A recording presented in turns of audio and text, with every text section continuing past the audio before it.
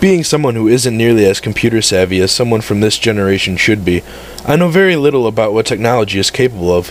Aside from email, IM, and the occasional download of something otherwise unobtainable for me at the moment, I have about the same amount of knowledge an 80-year-old might possess about the electronic world. For example, and for the sake of this tale I'm about to recount, I was totally unaware that someone is capable of hacking Pokemon games to make their own sub-story of the world, even less so that it was possible to make a physical copy of the game in a real cartridge. However, I happened to learn about this in one of the most disturbing ways possible. When I was younger, Pokemon Gold was my very first game from the ever-popular franchise. I became very attached to the little creatures my character, named after myself even though the character was a male, captured, and often fantasized about the adventures we would go through had a preset storyline not been in place. That isn't quite important though. What is important is the fact that I never truly let go of my childhood fantasies. The memories had from that first game were far too cherished to set free. As such, I still have my old Gold game, complete with a total abuse of the copy glitch. I refuse to restart my game though, as I'm afraid too much of the old magic would be lost. I wanted to play a whole new game of the version that I recall being the happiest with, but older cartridges are rather hard to find outside the internet nowadays. The most my local flea markets have are Game Boy Advance games, hardly any being Pokemon.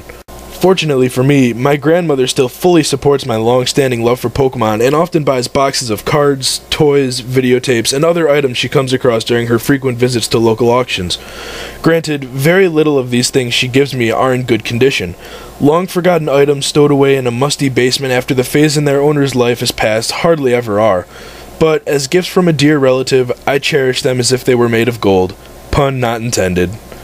Most recently, she gave me a box with a brand new videotape containing episodes from early on in the first season, several hundred battered and well-used cards, and a game cartridge with no label. The cartridge was the familiar metallic gold color of the game I had been looking for. Even though the label had been removed and a large red X drawn in Sharpie in the place where the sticker should have been, I could easily tell what it was. What other game had that color? You can imagine my excitement for finally finding another copy. I hate ordering things online. This was a rather big relief.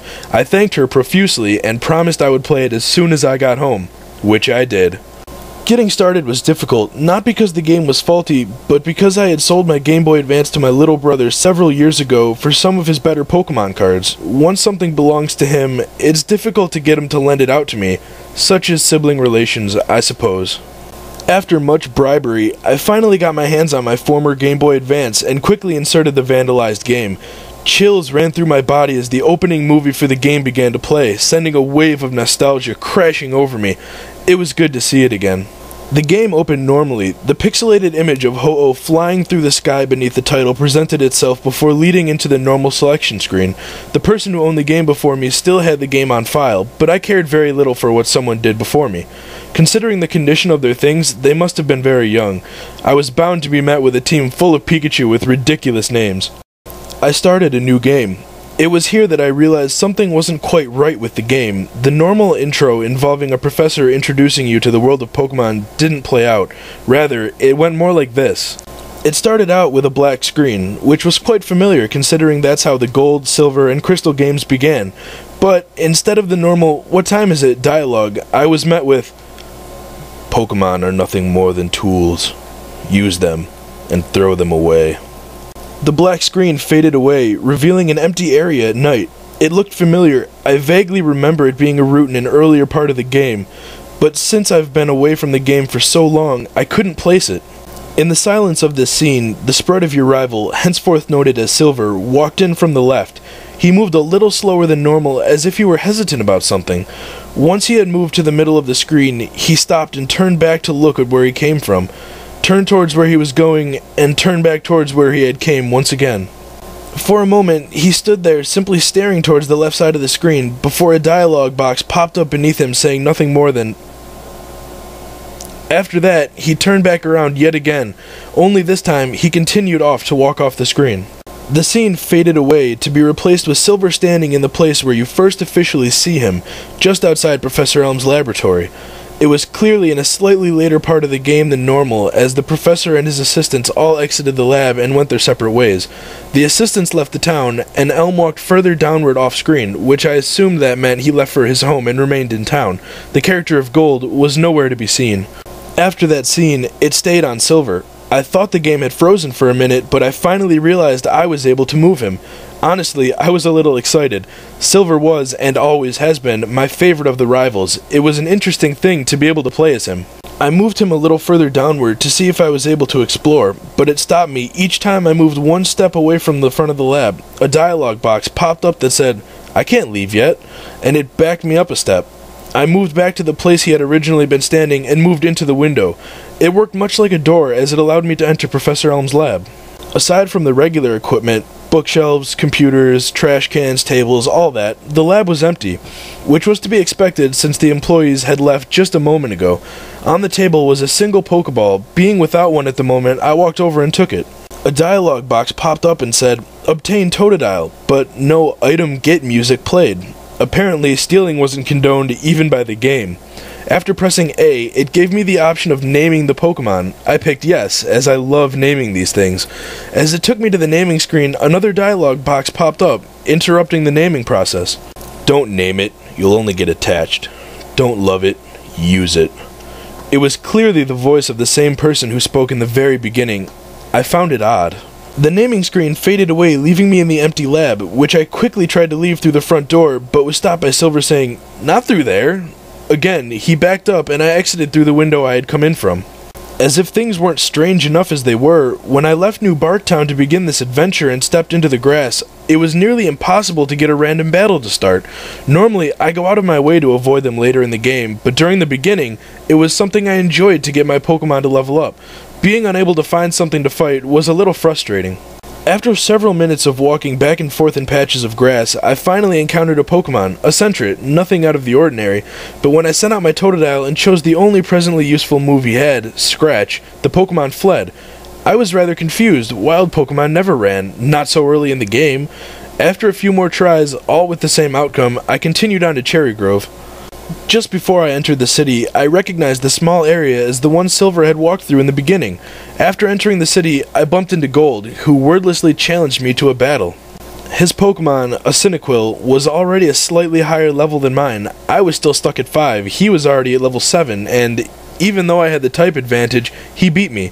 Before whiting out, his sprite switched with the Cyndaquils. He looked disappointed.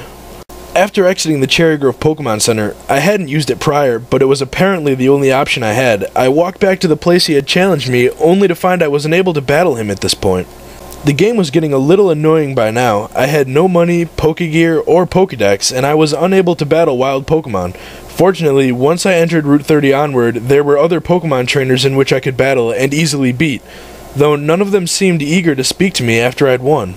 By the time I entered Violet City, my Pokemon's level was still too low to take on the gym leader, but with the money I had won from the trainers I fought before, I was at least able to buy some potions, so I felt I was set.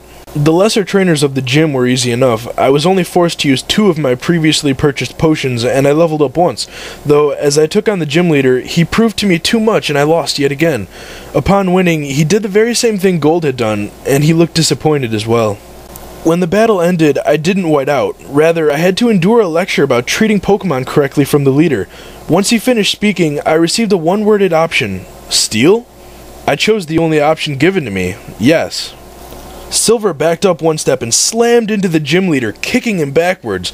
Another dialogue box popped up telling me that I had stolen the gym badge, TM31, and $500. After that, I whited out. This is how it continued on for the remainder of the game. While I was able to defeat lesser trainers on the paths to cities and in the gyms, I constantly lost to the leader and was forced to steal their badges. The steal option also worked on people who would normally give you items in the game. This is how I was able to obtain key items such as the item finder, the bicycle, the water pail, HMs, and many more. They refused to give me anything otherwise. Anyone I spoke to either refused to talk, greeted me only with silence, or lectured me a little on how to properly treat Pokemon. It was beginning to get that way with Nurse Joy as well. By the time I had progressed to Goldenrod City, anytime I whited out, she'd scold me. Pokemon continued to avoid me as well. If I wanted to better my team, I had to hope the Pokeballs I used worked the first time. What was stranger about the random battles is that even if I locked the Pokemon in battle with Mean Look, the Pokemon passed out. Literally. After my first attack of Mean Look, if I got to the first attack, that is, sometimes the Pokemon had a higher speed than mine, before I was able to choose another, the Pokemon would faint on its own. The dialogue box proclaimed, "Pokemon forced itself to pass out, and the battle ended. The only thing that seemed to go normally for me was the battle with Team Rocket. I always won against them, and they always treated me like a punk kid getting in their way." The rest of the game, up until a certain point, isn't entirely important. Aside from win, lose, and steal, everything was more or less normal. While my Pokemon matured slowly due to frequent losses, they did grow to like me a little as I began to give them haircuts and other little things to boost our bond. The last I had checked, the person who rated their happiness, one of the very few people who spoke to me normally, said, "It's quite cute." I know you must be thinking that this isn't disturbing at all, that I should just accept the fact that this is simply a hack made to tell Silver's side of the story. Well, I did, and it was, but I'm not quite finished yet. Once I had finally made it into Kanto, continuing the process of win, lose, and steal, I ventured into Viridian City. The second I stepped foot into the city, the music cut off. I thought for certain this was simply a glitch in the programming, that I was now to walk through a soundless game. But as I stood there for a moment, a very faint noise picked up and faded away. I was now sure that the music had messed up, like it was trying to play but couldn't. As I stepped back into the route I had just come from, the music picked up perfectly. It was only Viridian City that was silent. I was now curious, so I stepped back into the silent city and began to explore. There wasn't a person in sight, no one out in the open, no one in the houses, not even anyone in the Pokemon or Pokemon Center. The city was entirely empty. Just the silence and the occasional soft noise which I still hadn't identified. As I walked towards the gym, the sound grew a little louder. I figured the noise was coming from inside, so I entered. There was no one there either, but that was to be expected. The gym was always empty until much later. The noise didn't play in here, but it was still dead silent. I walked up to where the gym leader normally stood, and I walked past the spot and into the brick wall. I do that sometimes. I like the noise. I was transported to another room. The wall had hidden a set of stairs. This place was silent as well, but the noise began to play yet again. It was much louder this time, just a bunch of random, high-pitched noises. But it sounded like screams. By this time, as you could well imagine, my heart was pounding. I don't take screaming, or things that sound like screaming, very well, due to an unfortunate experience with a graphic haunted house when I was 3 years old. But I digress. Regardless of my pounding heart and shaking hands, I explored the room, which was tinted a muted red, much like everything was in Pokemon Red. The room followed a sideways zigzag pattern, and the screams came at random. Some short, some long and drawn out.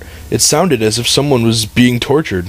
As I continued down the zigzagging hallways, I came across several disturbing images, sprites of NPCs without their heads, as well as heads without bodies. Anytime I tried to examine the bodies, Silver simply said, "Don't look." The bodies and heads became more frequent as I went on, clogging up the hallways and leaving only a small path for me to follow, and the screaming became more frequent. The screen began to flicker as I walked, just like it would if one of my Pokemon was poisoned, but none of them were. Just in case, I checked the status of my party. None of them were poisoned, but their health was going down. In an attempt to heal them, I picked a super potion out of my bag and used it on my Feraligatr. A dialogue box popped up and said, "It won't have any effect." Now I was disturbed. I knew none of this was supposed to happen. Regardless, I continued on, hoping that if they all fainted from this, I'd be taken back to a Pokemon Center and things would return to normal. It was stupid of me to assume that. I continued along this morbid path, the screen flickering in and out. Finally, Silver stopped as the dialogue box popped up telling me that my Pokemon had fainted. But it didn't say what I'd hoped.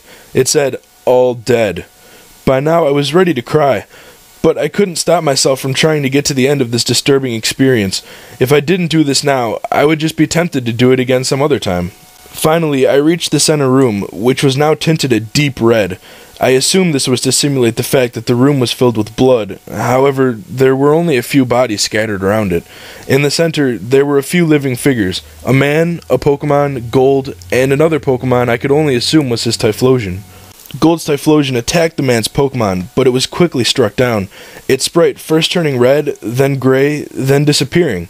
The man's Pokemon had killed it. Silver's sprite stepped forward on its own, and the man finally acknowledged he was there. "Ah, son, you've made it. Come to see your rival's demise, have you?" This caused Gold to turn around and look at you. The only thing he said was,